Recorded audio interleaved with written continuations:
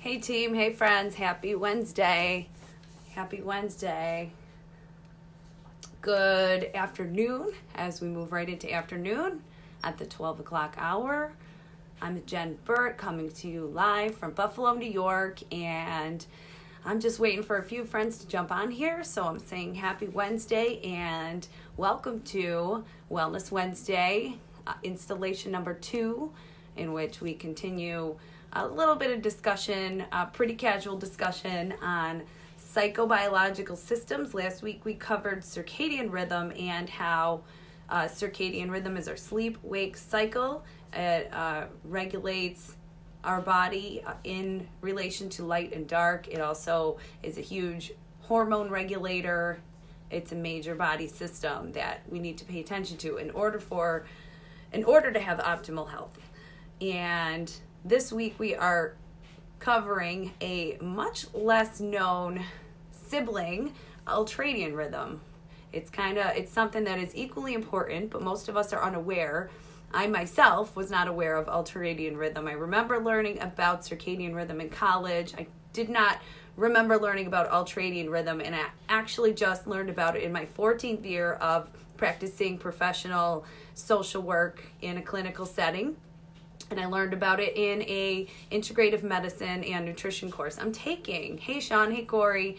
So I'm going to get into that a little bit. So as you know, circadian rhythm is the 24-hour sleep-wake cycle regulated by light and dark, and circadian rhythm regulates your hormones. Also, ultradian rhythm is actually the 90 to 120-minute cycle of hemisphere dominance of the brain. So every 90 to 120 minutes, your brain actually shifts from being left brain dominant to right brain dominant. Now, over the past couple of years, there's been a lot of research about this. You can easily look it up on the internet. And scientists have actually debunked the theory that individuals are either left-brained or right-brained.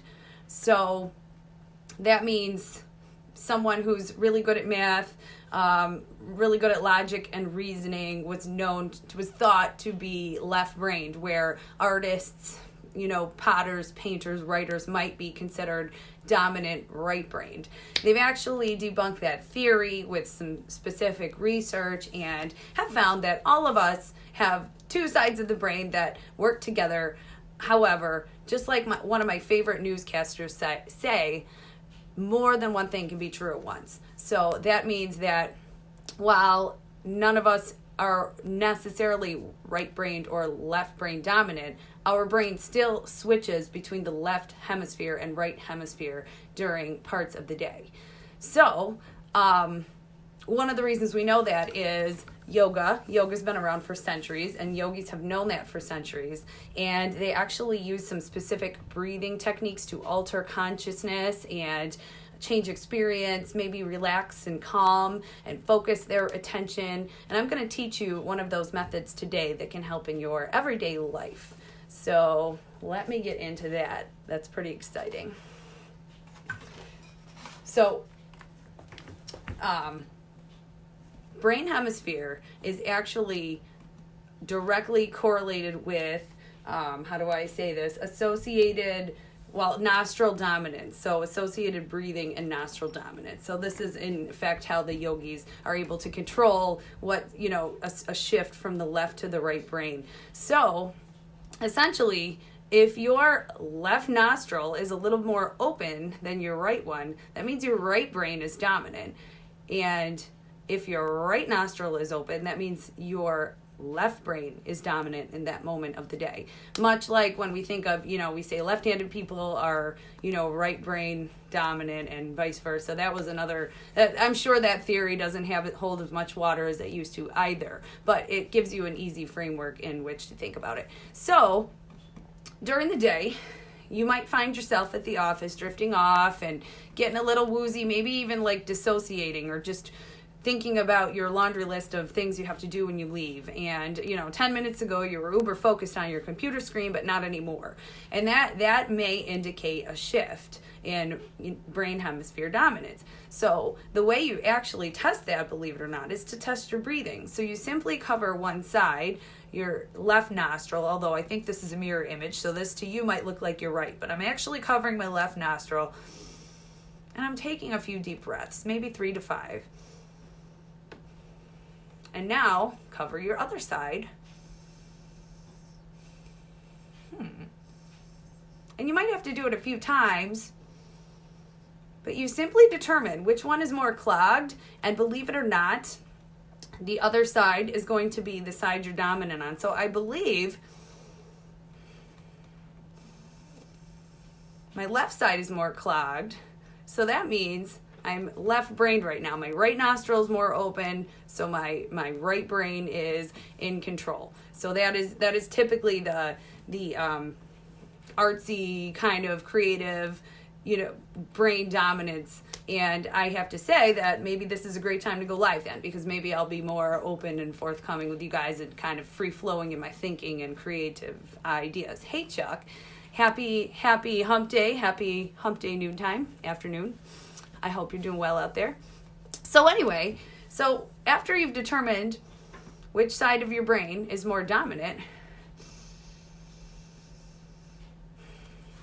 then you can kind of refocus your goals during that moment into, where you are in your mind. So for me, when I'm at the office, that means I might stop and actually make my grocery list, or I might actually get up, do some stretches. Everybody hear of office yoga or chair yoga? There are nice little kind of refreshing movements you can do when you've been sitting for a long time. Maybe you get up and take a walk, refill your water bottle, grab a cup of coffee, and then refocus yourself.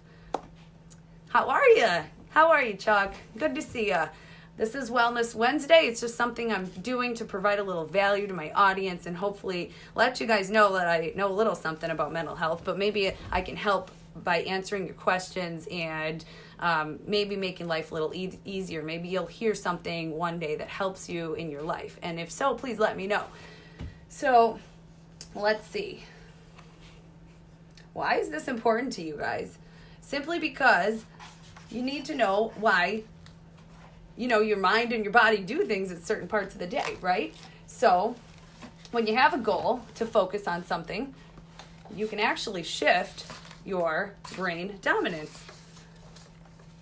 And you can easily do that by closing and opening specific sides of the brain. By the way, it has a little bit, so it's kind of funny because it has a little bit to do with like congestion and mucus and snot, I guess you could say. But it also has to do with the constriction of blood vessels. So it's not all about, okay, well, I should just blow my nose then. It's a little more than that. So your nose actually will become, I think they called it like erectile blood vessels. They will actually expand depending on which side of the brain is dominant. So this can actually be changed with breathing. And a prime example of this is if you are up at night and you can't sleep, yogis will tell you to lie on your right side, because lying on your right side will ultimately clog your right nostril and shut off your left brain, which is what? Your thinking brain. It's that planning, focus, type A side. At least it's known to be that.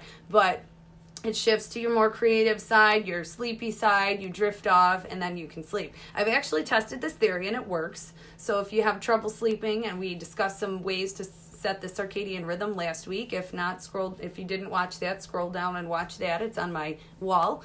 And another way to do that is to lie on your right side.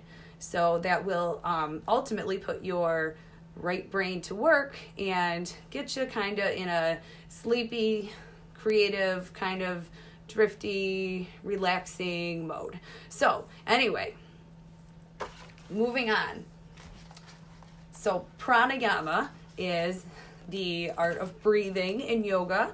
It is the practice of breath control. So I'm going to teach you a technique that will help you with focus and help you rejuvenate during the day, during your work day, when you do find yourself slumping in front of your computer or just drifting, or even me as a therapist. I have found that I'm deeply immersed in something a client is telling me, and maybe a few minutes later my mind is wandering, and I'm not trying to be rude or disrespectful. I never knew why that was, and now I know it is because there's a shift in the hemisphere. So it's normal, it's natural. Unfortunately, our work and our school systems are not built to accommodate this.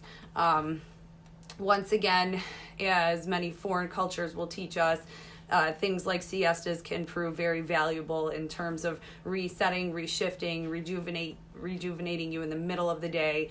And Americans are not as good at this, so we kind of have to self-regulate. So now, once again, I'm a mirror image, but this is my right hand. I'm going to take my right thumb and place it on my nostril and allow some nice deep breaths in through my left nostril, maybe about 5. Remember, belly breaths, your abdominal region expands, not your chest. So if you're breathing shallow, your chest is rising. If you're breathing nice and deep and getting full lung capacity, then you are breathing and expanding your stomach. So inhale, exhale 5 times. Then you go ahead and put your ring finger on there and switch. Same thing.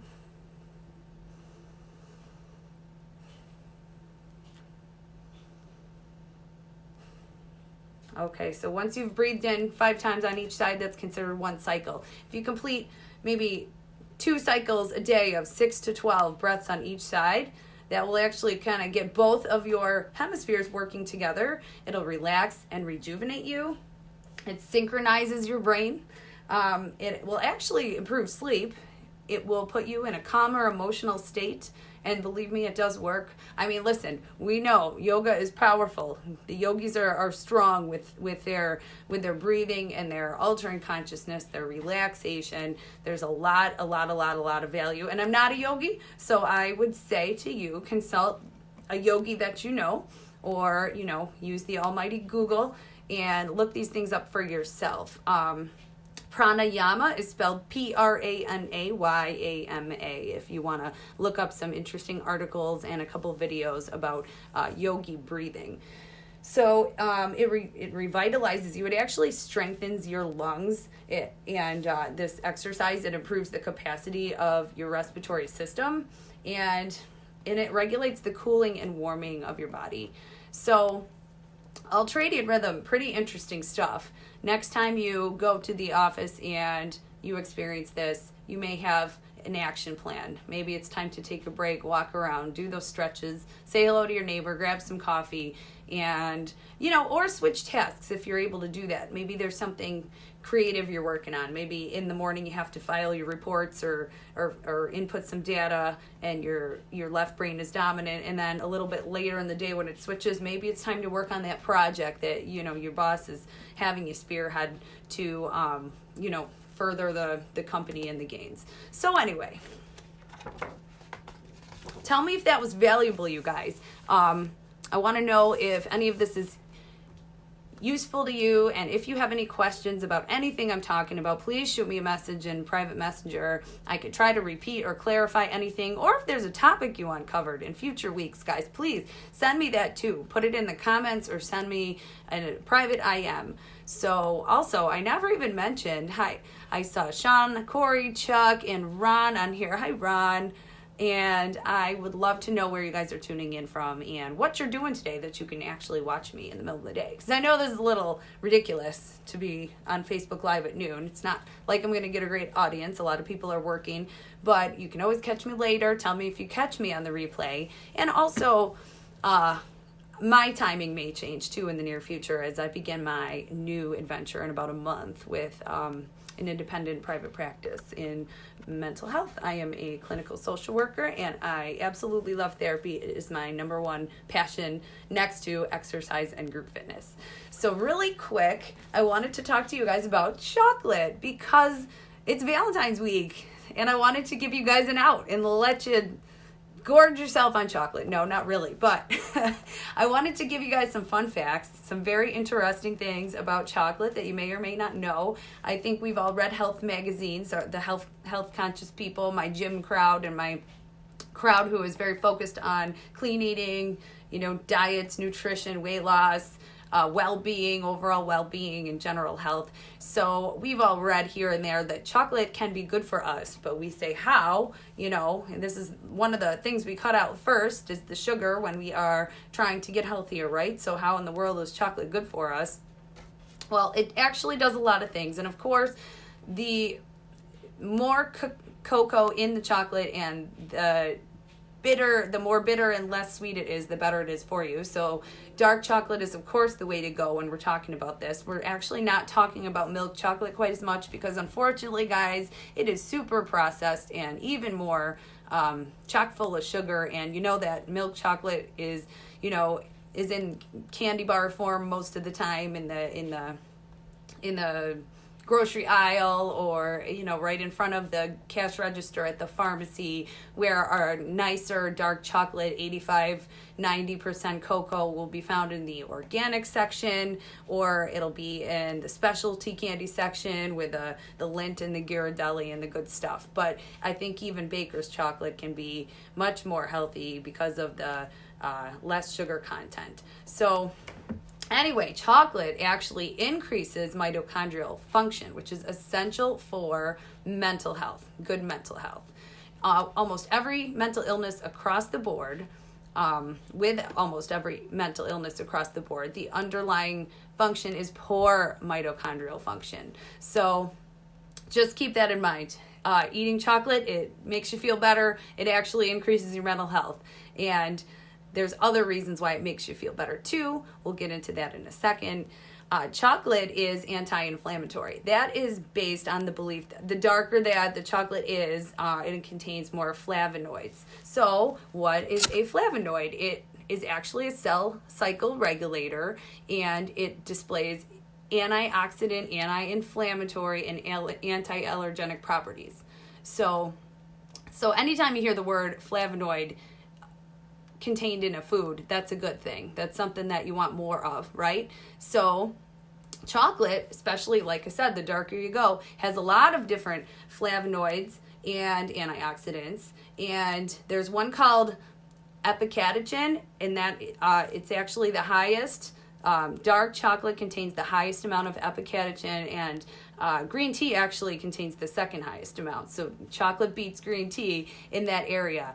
And we want anything, because we know that inflammation is a huge problem in today's society based on our diets and our lifestyles. So we want anything that's anti-inflammatory. So chocolate can be a great contributor. It also is good for liver health, believe it or not. The more bitter it is, the bitter components in chocolate are good for your liver. So Danielle, this is good news for you, because I know you love the sweets. You have to go dark. You have to try to go a little less sweet and a little more bitter for the chocolate to be good for you, but it's good for your liver. It's good for inflammation. It's good for brain health and mitochondrial function.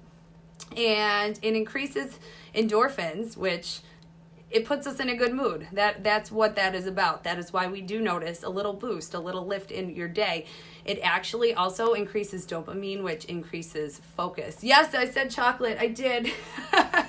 So we just discussed left and right hemisphere dominance, guys. So let's say you're at the office, you experience that shift, your mind is wandering, and you cannot focus on that computer screen anymore. You get up, you do the yoga stretches, you get the water, the coffee, and grab a piece of chocolate, because it is going to increase that focus, and it'll probably put you back on track to be a little more productive for the rest of the day. So that's good news to me. And another thing is it contains a lot of magnesium, which women need magnesium. So there's always kind of a stereotype that women crave chocolate, and there could be truth to that. But just keep in mind, guys, it's not the crappy kind that you find in the regular candy aisle. Splurge on a nice Lindt bar that's 85% cocoa, or even if you can get into, using some of the dark chocolate in the baking section, that might be something worth, getting into. Also, the organic sections, or at a co-op or a health food store that is geared toward whole, clean, organic foods, that might be something to look into, working toward. And it's an investment. So even the nicer chocolate's a little more expensive. It's also an investment in your health. So I'm pretty sure you could probably buy some of that good stuff at Eat Right. And some of us with those flex cards, we can use or at Feel Right rather, in the Buffalo area. We can use those flex cards to award that. So at any rate, there's a lot of great benefits to chocolate. There's a lot of great benefits to being aware of your body and what it's doing throughout the day so that you can, function at your optimal level and do the best that you can. And I hope you guys have an excellent Valentine's Day filled with dark chocolate and bliss. So you guys have a great week. Thanks for tuning in, and I hope to see you next Wednesday.